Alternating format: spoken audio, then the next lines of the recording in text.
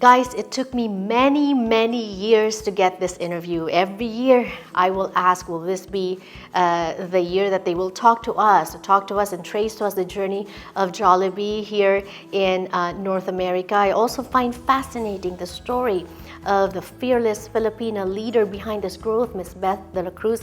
Her story is just simply amazing and inspiring. And of course, we can't talk about the success of Jollibee without talking about the success of Beth Dela Cruz as the leader behind the growth.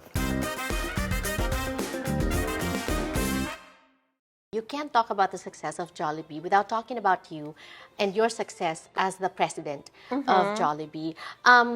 What were some of those tough calls you've had to make in your personal life in order to make Jollibee a success?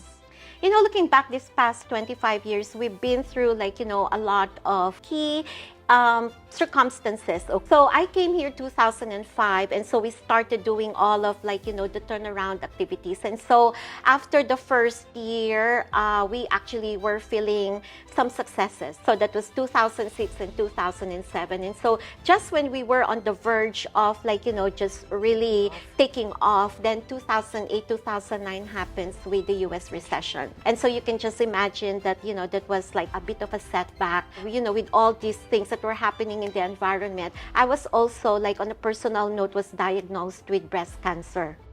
So, you had the business to take care of, but you also have to, handle that kind of personal crisis at that time. Even if you have that kind of circumstance in your life, you just have to, go beyond yourself and, find a way to be strong, not just for you, but also for the team. So it was pretty interesting, during that period. Of course, you had to go through all the, the treatments and all the medications. And you know how cancer is, and the treatments, it can really render you physically exhausted and all that. But somehow, I found a way to, just really continue on in spite of that. So funny, every Tuesday was my treatment session, that was the chemo session. And somehow, after the chemo, it doesn't really hit me until the weekend. So I get it on a Tuesday, I go back to work on a Wednesday, Thursday, and Friday. And then Saturday and Sunday was when the side effect hits me. And then I get back again on Monday. I told myself,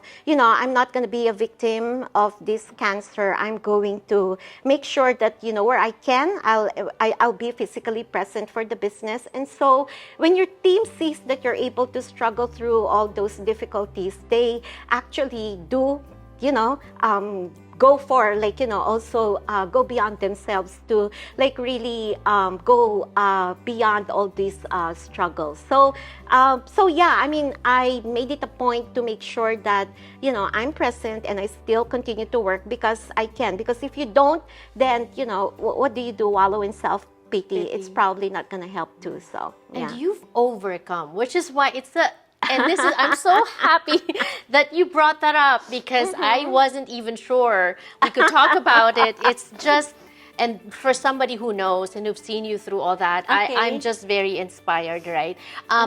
It was difficult. I have other people who just can't continue working, who just can't was there ever a point when you said, okay, not even to quit, but just to rest? Was there ever a point where you said, I'll take a break?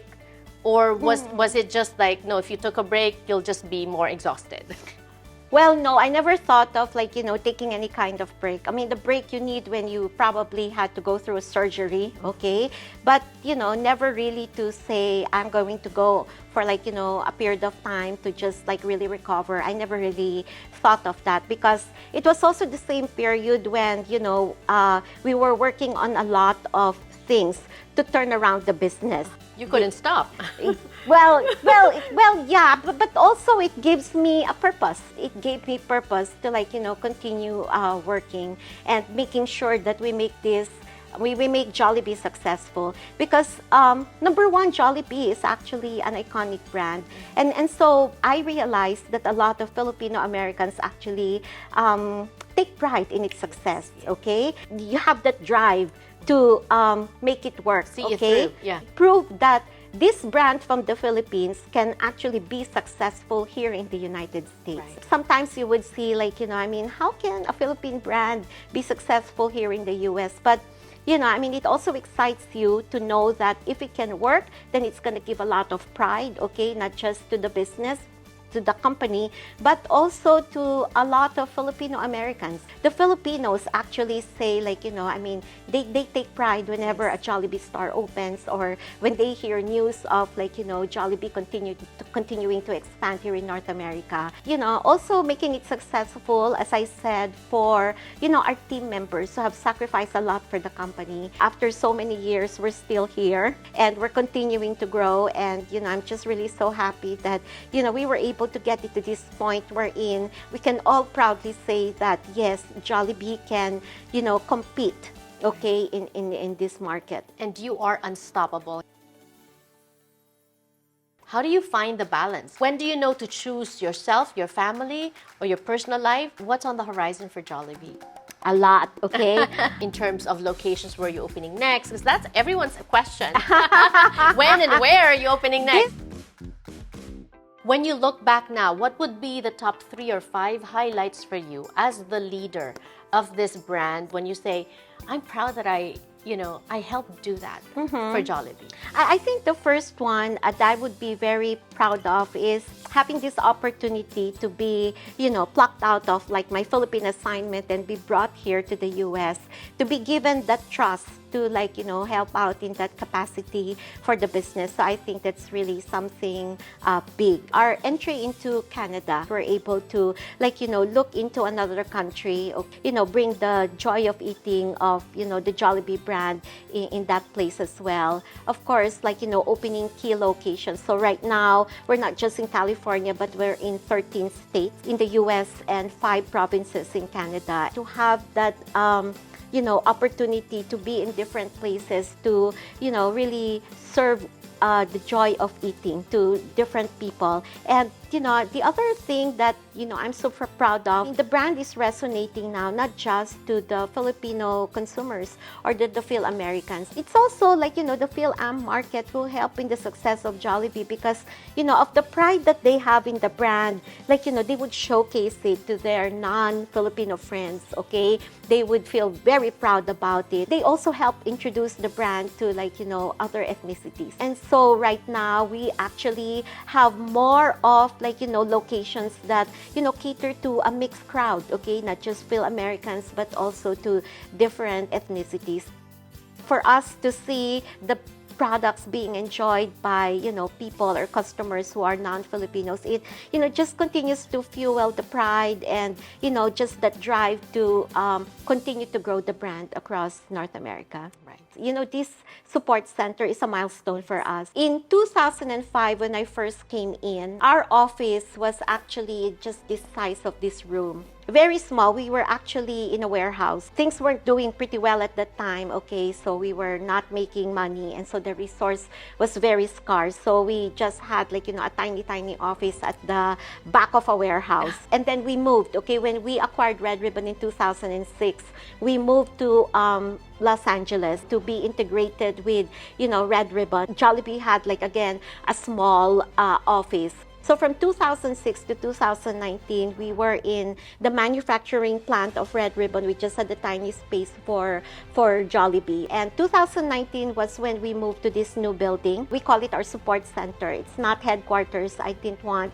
like, you know, really a snooty name as, like, you know, maybe a headquarters. It's got to be a support center because I wanted to make sure that the team who works out of this building or out of this office do understand that they are the support to our stores or to our operations team, because the stores are at the forefront, okay? They're the lifeblood of this business. And, you know, the headquarters, or rather the people here in the office, have to understand that they're there to support our team members in the store. So we call this our support center. So yeah, we moved here to November 2019. And it's not just, like, you know, the nice environment, this fancy new office, but I think you know, it symbolizes also how far Jollibee has come here in North America.